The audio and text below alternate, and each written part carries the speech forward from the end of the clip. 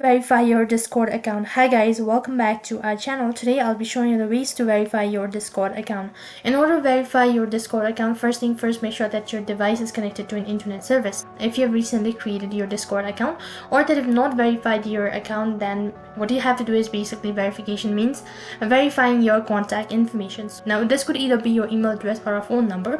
In order to verify it, what you need to do is go to your settings or the user settings button, and right over here you'll be able to see claim account, or you'll be able to see some sort of that will reveal as unverified. In that case, I've already verified my contact info such as my email as well as my phone number. So to verify your email or your phone number, all you have to do is just tap on claim account. You have to tap on it, and after that it's gonna ask you to enter in your login credential, that is your email address and a password associated with this particular account.